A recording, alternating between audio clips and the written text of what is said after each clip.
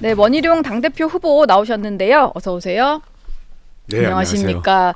지난주에 모시고 또 두 번째로 모시게 됐습니다. 저희가 당대표 후보들을 차례대로 모실 예정이어서 내일은 나경원 후보가 나오시고 다음 주에는 한동훈 후보가 나올 예정이라는 것도 미리 말씀을 드리겠습니다.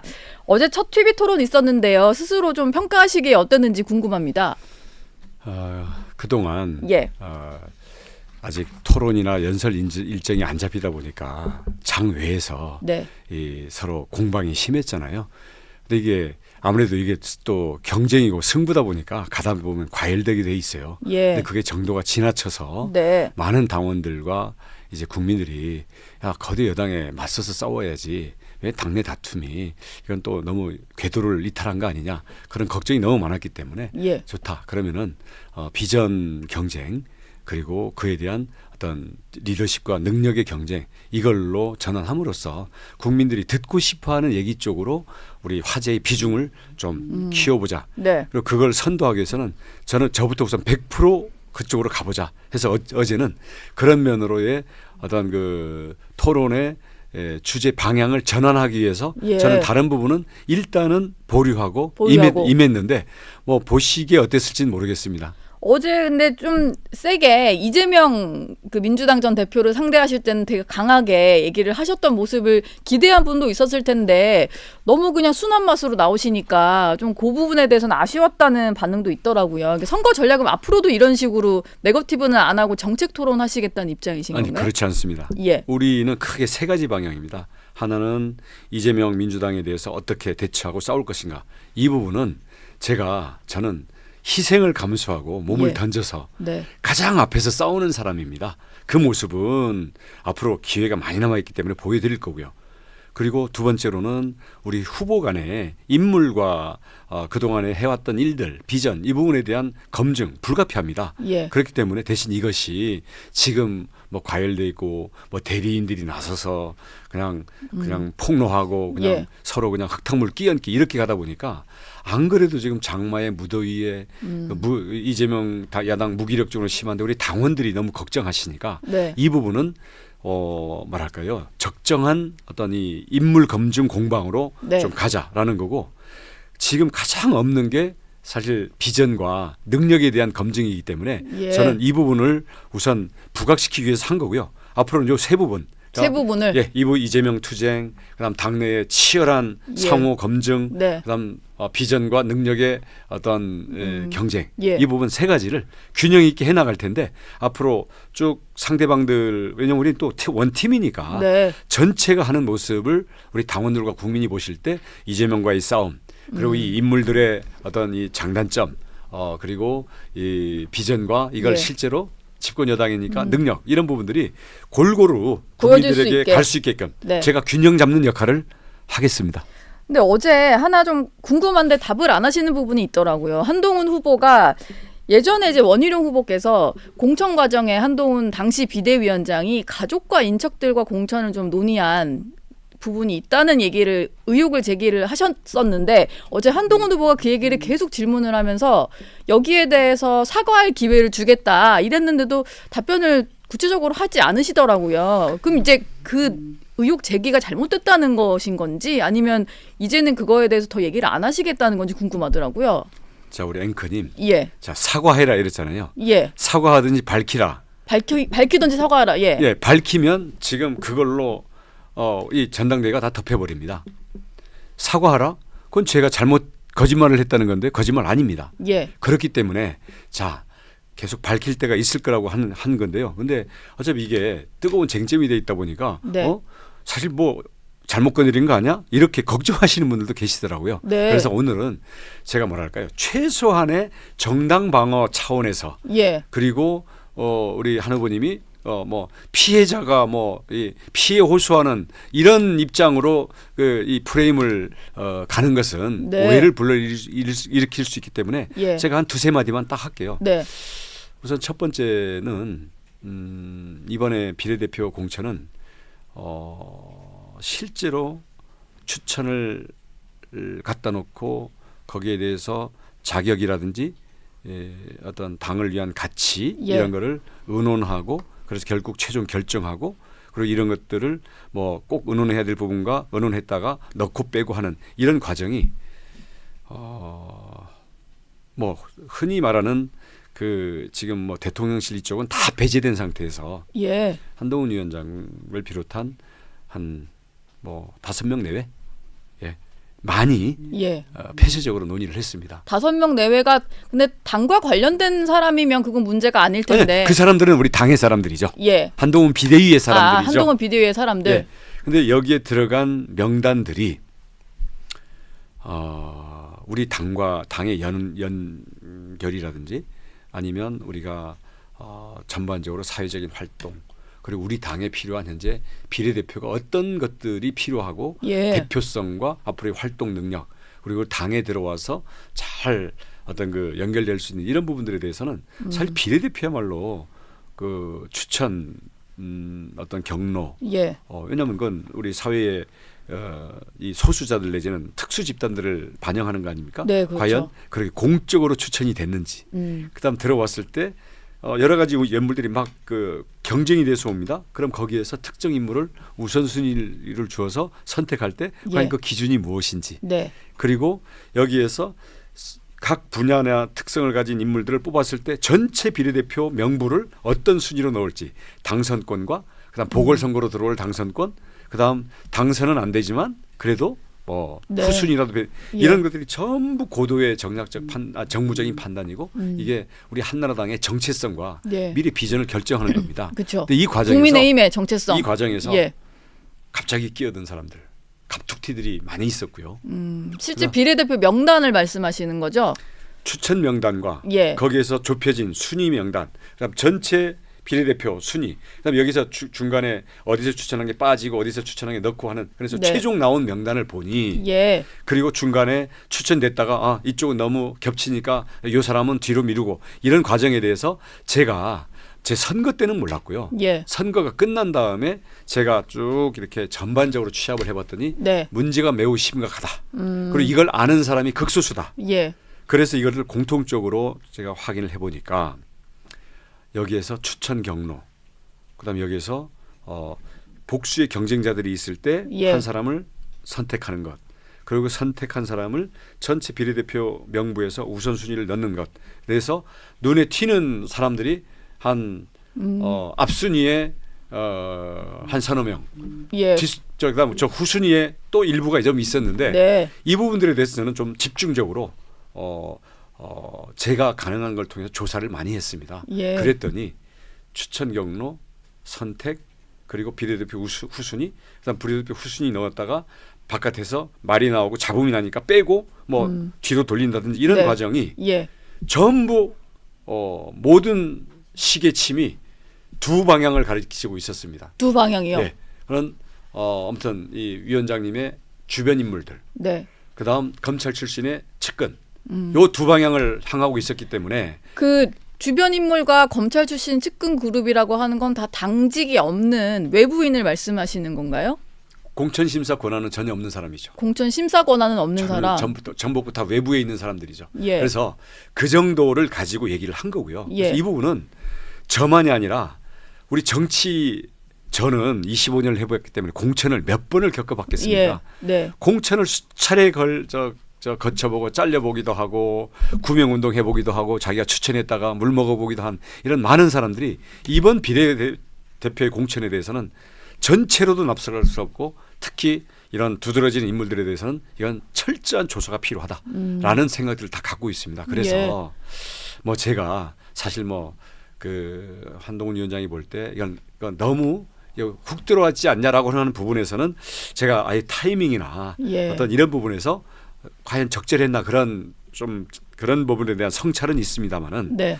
이런 부분들은요 명백히 밝혀 가야 되는 부분이고 그래서 제가 마지막으로 드릴 수 있는 말씀은 이런 비례대표 공천 과정이 공천 백서에 들어가 있을 거 아닙니까? 그렇겠죠. 들어가 있어야 된다고 생각하고요. 예.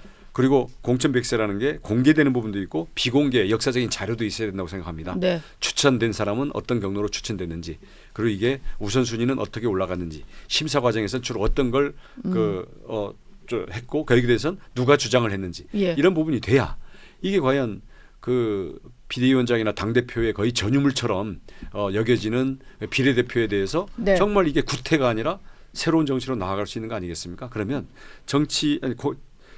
이 총선 백서를 빨리 공개하고요. 그럼 총선 백서 공개 부분에 있으면 그 부분부터 논의를 시작하겠고 총선 백서에 공개를 못한 부분이 있다면 총선 백서 팀과 뭐 이 부분과 관련된 부분들을 제가 논의 요청, 내지는 비공개 논의 요청, 예. 내지는 정보 공개 요청을 예. 하든지 해서 네. 지금 제가 이 초점을 가리킨 그분뿐만 아니라 네. 비례대표 공천 그리고 사실은 지역구 공천에도 비슷한 문제가 많지는 않지만 있습니다. 그 부분에 대해서 결국 우리 당대표 목숨 걸로 다 하고 당권을 싸우는 이유는 다 공천입니다. 네. 그리고 지금 앞으로 이 위기 상황 그다음 이후에 대선 이렇게 할 때도 국회의원들은 자기의 정치 생명이 확보되느냐 연장되느냐 이 부분이 가장 중요한 우리 당의 분열과 어떤 계파와 어떤 나라를 위해서 자기가 또 어떤 이 헌신을 했을 때 보상받을 수 있는 가장 큰 동기부여의 자산이거든요. 예. 그래서 이 부분에 대해서는 무엇이 과연 구태 정치이고 사심인지 이 부분을 분명히 밝혀야 되기 때문에 이 부분에 대해서는 저는 충분히 만약에 이런 것들이 된다면 자 내가 제기할 합리적인 의혹 예. 그리고 그에 대한 나의 근거는 때가 되면 제시할 테니까. 때가 되면 왜냐하면 지금 이걸 가지고 예. 밝혀라 하면요 전당대회 없습니다. 덮입니다. 그래서 지금 일부 뭐 좀 이 내용을 아는 것 같은 분들 중에는 누군지 이름도 알지만 말하지 않겠다 뭐 이런 식으로 말하는 그런 분도 분들이 있어요. 많으세요. 알지만 예. 자기가 그러니까 이 구체적인 이 특히 한동훈 위원장을 우리 또 아끼고 키워야 되는 예. 거기도 하잖아요. 네. 총선 때 공천 때 이런 데 있었던 것들을 전부 자기 책임은 없다고 하다 보니까 사태가 이렇게 되고 그런 부분을 제가 어떻게 보면 짚고 가는 차원에서 예. 그렇게 쉽게 말로 넘어가지 못할 거다라는 내가 경고를 날리는 수준에서 얘기된 게 네. 본인이 받아들일 때 지나쳤다면 예. 그 부분에 대해서는 우리 정치 과정에서 나온 걸로 좀 이해하고 이거를 어떤 인신공격으로는 받아들여 주시기 바라겠고요. 네. 만약에 이걸 해본 결과 우리가 가리키는 방향에 실제 그건 인적 관계로만 연결이 됐지 만약에 논의된 뭐 제가 그런 특히 논의한 걸 내가 뭐 보거나 녹음한 게 아니잖아요. 예. 그러니까 그렇다면 뭐 그런 거에 따라서 제가 합당한 네. 그런 태도는 얼마든지 취할 수 있습니다만은 예. 제가 아까 말씀드린 글을 위해서 제가 사과를 해야 될 만큼 거짓말을 하거나 아니면 지금 사실을 밝혀서 전당대회를 이 공방으로 다 덮거나 저는 둘 다 원하지 않습니다. 예, 그래서 하지만 이 정도 하시자. 예, 하지만 예. 분명히 확인한 부분은 있고 거기서 가리키는 저는 부분이 있다. 예. 좀 경우는 다르지만은요. 네. 이재명에 대해서 대장동, 백현동, FC 그리고 그때는 아무도 진짜 국내에서 극수세라만 알고 있던 대북송금 특검에 대해서도 네. 충격적인 사실과 증인과 증거와 논리 배우 스토리를 다 제공했는데 네. 그에 대해서는 이재명 후보가 저에 대해서 한 건도 고발을 못했습니다. 예. 대질조사 받자 그랬기 때문에 네. 저는 근거 없이 크로스 체크 안 하고 안 움직입니다. 예. 뭐 길게 말씀 안 하신다고 근데 제가 또 이제 궁금한 게 있어서 이거는 이제 보시는 이 분들 정도 하시죠? 예. 아니 아직도 제가 잘못 건드린 거라고 생각하십니까? 저는 이제 늘 등장하는 예. 왜 한동훈 후보가 여러 번 이제 보도도 됐었는데 아니라고 바로잡았던 부분이 있어서 왜 한동훈 후보를 돕는 뭐 장인어른의 존재가 있잖아요. 그래서 뭐 그런 정도 팀이 움직여가지고 뭐 개입을 했는지 뭐 그런 걸 좀 여쭤보고 싶어서. 그 얘기는 다음에 하시죠. 예, 알겠습니다. 어쨌든 뭔가 확인한 내용은 있고 전당대회 과정에서 어쨌든 이게 안 나올 수는 없는 이슈겠네요. 계속. 백서가 빨리 공개된다면 예. 백서 공개된 부분에 상응하는 예. 제가 갖고 있는 부분은 얘기할 수밖에 없겠죠. 네. 근데 제가 먼저 모든 걸 내서 한다면 전당대회 없습니다. 네. 총선 백서가 그러면 전당대회 전에 나와야 된다라고 보시나요? 저는 당연히 지금 그래야 된다고 분위기로는 안 나올 것 같은데. 혼자 반대하고 있거든요. 예. 아니 총선 백서 공개는 반대하면서 저보고는 공개하라? 이거는 안 맞다고 생각을 합니다. 예. 알겠습니다. 어제 김건희 여사의 사과 의사를 밝힌 그 문자를 놓고도 여러 가지 좀 그 해석의 논쟁이 있었던 것 같아요. 근데 한동훈 후보 같은 경우는 이 문자가 공개된 시점이랄까 뭐 이런 거를 두고도 이게 뭔가 당무 개입이다. 뭐 이렇게 얘기를 하고 있습니다. 그리고 만약에 문자에 답을 했다면 이게 야당에서 국정농단이라고 하지 않았겠냐 이런 식의 논리를 펴고 있는데요. 후보님 보시기에는 문자를 두고 나왔던 한동훈 후보의 그런 설명들 좀 납득이 되시나요? 문자에 대한 얘기는 하고 싶지 않고요. 예. 당무 개입 그리고 국정농단이라는 우리로서는 정말 트라우마를 갖고 있는 얘기가 나왔거든요. 예. 당무 개입이라는 얘기가 우리 한동훈 위원장의 입에서는 2번 나옵니다. 이번에 나왔고요. 예. 1월 21일인가 그 윤지혁 원내대표와 당시 비서실장하고 예. 만났을 때 네. 이거 당무 개입입니다라고 하면서 사퇴 요구를 거절을 했죠. 그다음 또 당무 개입은 우리 한동훈 그 당시 검사장인가 뭐 검사로서 수사했던 박근혜 예. 그 사건에서 나온 게 박근혜 대통령 사건에서 나온 게 당무 개입이죠. 네. 당무 개입 국정농단으로 탄핵이 된 거 결국 구속이 된 거 아닙니까? 그렇죠. 예. 그래서 제가 딱 한 가지만 던지고 싶습니다. 좋다. 당무 개입이라고 치자. 그러면 작년 12월 15일 네덜란드에서 대통령께서 귀국하신 후에 그다음 아주 급속도로 한동훈 비대위원장이 지명이 됐거든요. 예. 사실은 그때 저도 경합 후보였습니다. 뭐 지금 뒤늦게 이름이 많이 나왔었습니다. 네. 아니 조금 더 깊은 얘기가 있습니다. 예. 근데 대통령께서 한동훈을 지명을 하셨어요. 예. 뭐 자세한 과정 모르지만 당시 법무부 장관이었는데요. 법무부 장관 현직이었고요. 예. 그래서 그걸 수락한 다음에 뭐 이제 박수 받으면서 나와가지고 저 뭐 법 앞에 평등 이러면서 이제 또 2차 충돌로 간 거 아닙니까? 1차 충돌로 갔던 거 아닙니까? 예. 그러면 그때 아니 대통령께서 법무장관인 한동훈 위원장을 비대위원장으로 지명한 건 당무 개입입니까? 그리고 그럼 그거는 당무 개입이 아니고 예. 사퇴 이사 요구한 거는 당무 개입이고 자 지금 그 사과 의사를 묵살했냐 예. 이 문제가 되잖아요. 네.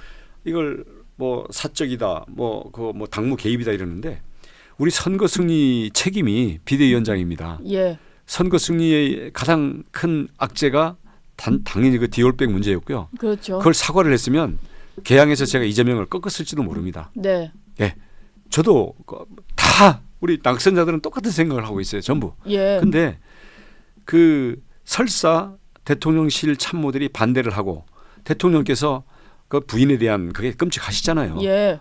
야 차라리 내가 나가서 사과를 하면 했지. 근데 이거는 몰카 공작이 본질이다. 그런 입장이셨기 때문에 예. 이제 그 대통령 영부인 입장에서는 참 이러지도 못하고 저러지도 못하고 이제 난감했겠죠. 예. 그러니까 한동훈 위원장은 원래 20년 이상의 신뢰 관계가 있으니까 그러면 자 한동훈 위원장께서 대통령께서 걱정하는 어떤 지지율이 떨어지거나 진정성 논란이 나오거나 또 야당의 공세 때문에 선거에 악영향을 미치는 부분에 대해서 자기가 염려도 말씀드리고 해서 그 부분을 좀 같이 서로 어떤 핫라인이 만들어지면 예. 거꾸로 대통령과 대통령실도 설득할 수 있지 않을까 하는 그런 의사도 저는 이건 뭐 추정이지만 그 문안을 보면 저는 그런 게 느껴졌거든요. 예. 그러면 자 예를 들어서 그 대통령 영부인이 저 어디 뭐 공기업에 누구 취직시켜주라 우리 저 여기 내 직원 뭐 친척이 뭐 사업하는 데서 이러면 당무 개입이죠. 예. 아니면 거기 공천 주라 이러면 당무 개입이죠. 하지만 대통령 영부인이 당사자인 네. 총선에 가장 승부가 걸려 있는 문제에 대해서 대통령과 대통령실이 그 반대하고 있다면 예. 그리고 비대위원장이 사과를 요구하고 있는 입장이라면 네. 당사자가 의사를 밝히면 정말 천군만마를 얻은 거 아닙니까? 그렇죠. 본인이 의사를 밝혔으니까 그래서 우선 설득만 더 했다면. 확인부터 하고 예. 아니 확인도 안 해보고 이거는 거짓말이다. 이거는 알리바이성 사과 어떤 이 예. 알리바이다. 무슨 근거로 그렇게 단정을 하는지. 예. 그래서 만약에 저희도요. 네. 막 삼자가 나에 네. 대해서 다른 사람들한테 막 험담하고 다닙니다. 그리고 나의 문제를 놓고 다른 사람들끼리 이제 예를 들어서 친구 간에 싸움이 붙었어요. 네. 그러면 그걸 중재하려는 사람, 그걸 해결할 사람은요. 네. 그 사람들의 말도 듣고 참고는 하지만 당사자를 만나서 예. 과연 어디까지가 가능한지 듣고 그걸 가지고 사실 중재하고 당사의 의사를 전하면서 당사의 의사가 뒷받침되기 때문에 그 신뢰를 조심조심 다루면서 최선의 선의를 가지고 성사시켜내는 거. 네. 갈등을 해결하는 거. 예. 이게 리더고 이게 당시 비대위원장에게 우리가 요구됐던 원했고 자세다. 또 예. 대통령과의 신뢰, 영부인과의 신뢰가 누구보다도 가장 세기 때문에 가장 어려운 문제도 서로 정말 가슴을 터놓고 얘기하고 예. 불편한 얘기도 이번 한 번만 제 말을 따르십시오. 예.